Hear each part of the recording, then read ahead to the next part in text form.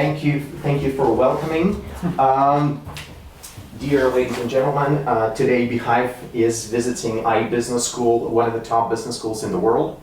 And today we're talking with Ignacio Gafo, Associate Dean of Part-Time Programs here, and Ignacio is the expert in marketing. He's willing to share some insights on how the economy of Latin America is currently developing, recent, not very pleasant developments in the region, and how the future is being seen from the perspective of Europe in terms of external help, external investments, both from the ancient world and from the US. So, Ignacio, what is your opinion on the current trends and developments in the Latam region?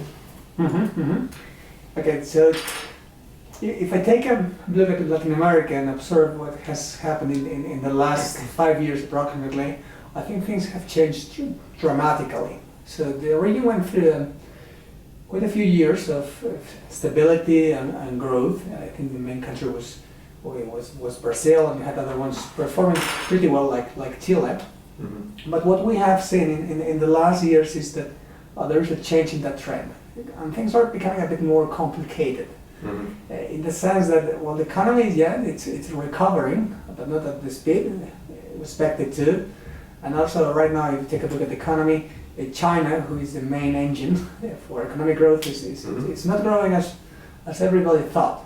Okay, so this is having a big impact in the region, in the sense that one, the price for commodities is definitely affected. Okay, it's been pushed down.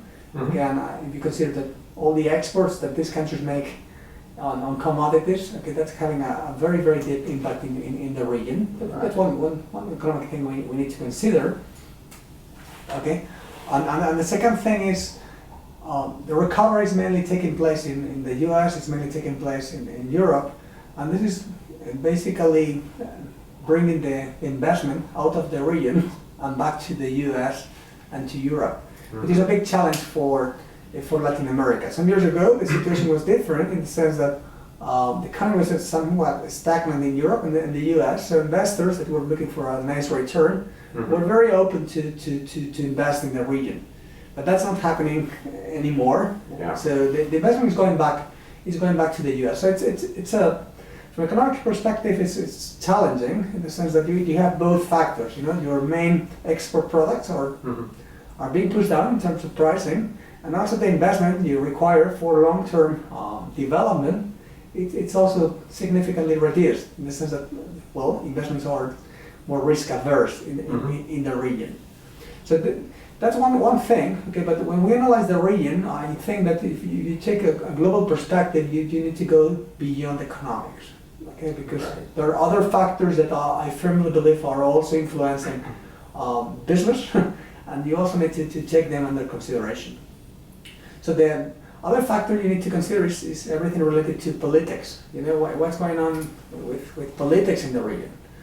And also we take a look at that, and we also see there's a big instability in the region. So the last years it was concentrated in some countries like Venezuela. Mm-hmm. Okay, but what we are observing now is that the instability is moving all around the region, right? So that's happening in Brazil, where they have a big dilemma with everything related to corruption, or even Chile. Chile was extremely stable from a political and social perspective, but things are changing dramatically. Even in Chile, they found that quite a few cases of corruption. Okay, so also from a political perspective, things are not going that well. You also have exceptions. Okay, let's take a look at the entire continent. Okay, and Cuba is going through a very nice transformation period, and Peru is showing very, very steady growth. You know, which is good. But in any case, you know, if we take a look at the region in general, we can definitely say that, well, the situation does not seem to be ideal. On the social arena, okay, things are also interesting. I would not say challenging, but I would say interesting. Mm-hmm. Things have improved significantly. I mean, in the last years, there's been a lot of social welfare. I mean, the states have invested a lot in infrastructure. Just take a look at Brazil. Mm-hmm. I think, objectively speaking, the investment has been significant, and the quality of life of people, especially people in the low-end segments, has improved a lot. Okay, so That's very, very positive in the sense that, yeah, the bases are there and things are improving.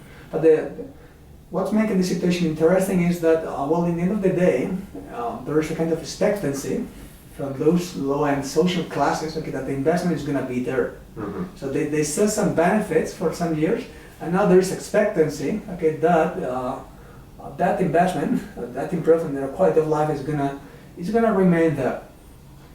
Because also, if we take a look at how the wealth is distributed across the region, things have not really improved. I mean, it's pretty much concentrated in the high-end segment. I mean, rich people are very, very wealthy.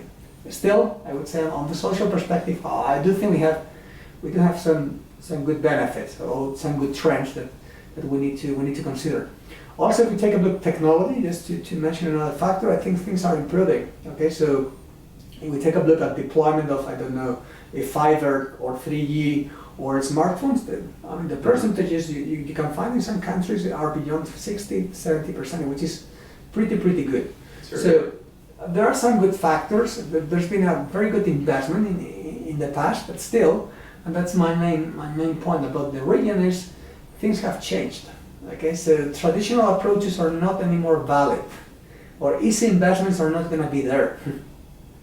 Okay, so of course, as a business person, you cannot get involved in all these areas. It's impossible.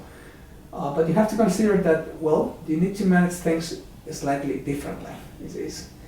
You cannot go ahead with easy investments anymore. You know, and you're not going to get your money back very, very quickly. Right.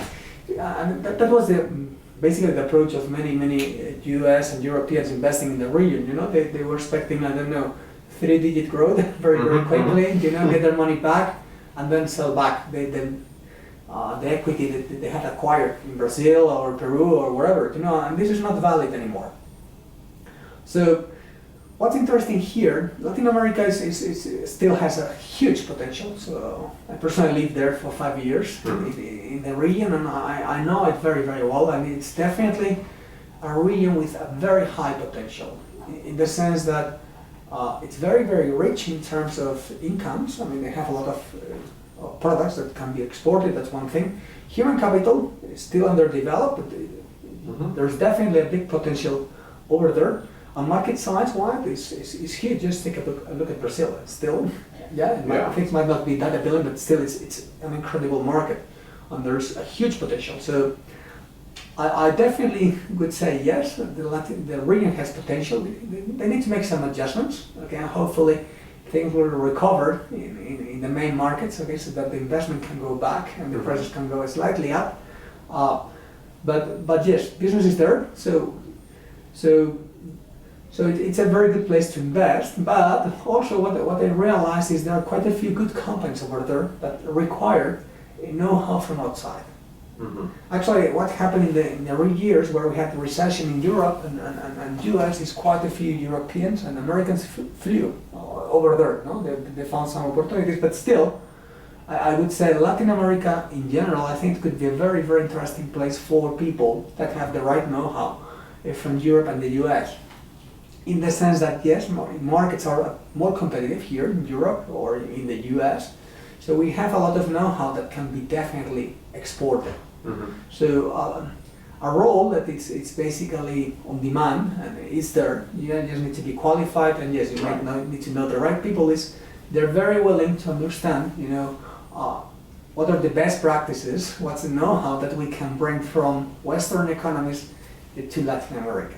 You know, and that's for sure something which is highly appreciated. This does not mean that every single European or American can go there. Okay, which is a common thinking. I mean, you go there and you guess you know more than they do, which is not true. I guess they're qualified. Actually, you can find extremely qualified people there. Maybe they don't have the experience we have, in the sense that you've been more subject to competition or to global competition or different things, you know. But so in that regard, if you're really specialized in one area, you have a very strong expertise, and you take the right approach, I think that could be a very good opportunity. What I mean by right approach means, in the end of the day, we speak about different countries with different culture, and different competitive and business scenarios.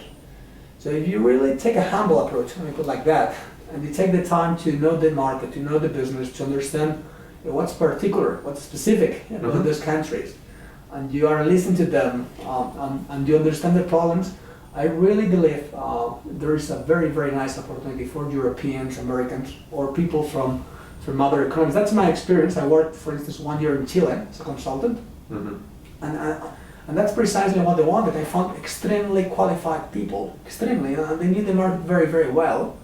And what they were basically looking for were new ideas. You know, they wanted to evolve, they wanted to go beyond, you know, and they were very eager to learn about, in this case, my experience in Europe. You know, so that's something that could definitely work. Okay, but again, it's not like going to Greenfield. I wouldn't say that, and that's an important consideration. I think you have, again, very qualified people over there. You just need to see what's your added value based on the experience we have here. And interestingly, I would say in Europe, in America, we've gone through very, very tough years. I mean, all the factors, economic, social, etc., technological, are things we've gone through.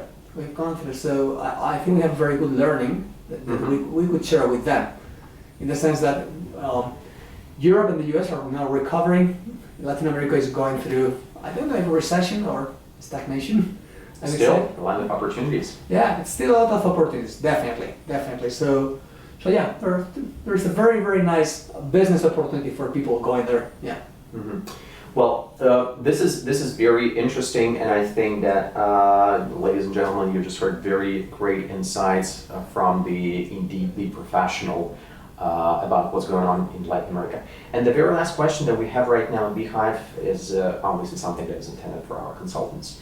How would you suggest going about addressing specific industries? Do you think that some specific industries are underperforming that much that they would require the help of external consultants? Well, that's a very broad question, but I would say off the top of my head, okay? Off the top of absolutely. I'm sure I'm leaving out some of them, but for instance, everything related to technology. That's for sure an industry where they need a lot of consultants. Okay, that's for sure. Okay, and they need help with that, in the sense that yes, the Western economies are a bit ahead of them, and we know how to deal with commoditization, how to deal with tough competition, etc. So that's an area that I can definitely think about. And of course, in this one, telecom companies could be a very good sub-segment, if you like, within the industry. Okay, it's a huge one. In also another one I find which could be interesting is energy. Energy, in the sense that, for instance, in Europe, we are doing a significant progress in everything related to machine, you know, automatizing, going beyond in terms of value-added services for energy management. So that's something where I really think we really have an edge that could be exploited, that can be extrapolated to them. More industries I can think about is, well, there is a big potential in fast-moving consumer goods, especially if you think about local companies. Okay, so of course you have Nestle, you have Procter & Gamble, etc., and these guys are basically bringing their own employees over the region to support, but you can also think about very large, I don't know, Colombian companies in fast-moving consumer goods, and I'm pretty sure, well, I can tell you also, actually, based on my experience with the students, that they are very eager to get additional know-how. Right. And let me think about more areas. And I would say another segment that we have identified, which is in need of help, is everything related to family business. It's not an industry. Family business, yes. You know, but in the region, if you take a look at the composition of companies, you will find very, very, very large family businesses, you know. And basically the family businesses are having, I would say, the traditional dilemma, which is, okay, how do I hand over to the next generation, or how do I professionalize my business? So that's also something that I would say, yeah, indeed, they might want a lot of help. So there's pretty much a lot of those industries that are in need of highly qualified talent. And the last one, okay, before I forget, is everything related to pharma. Okay, especially for instance medical equipment. I think there's a lot of room for improvement there. Okay, you take hospitals, etc. How they've managed, how they approach innovation, etc.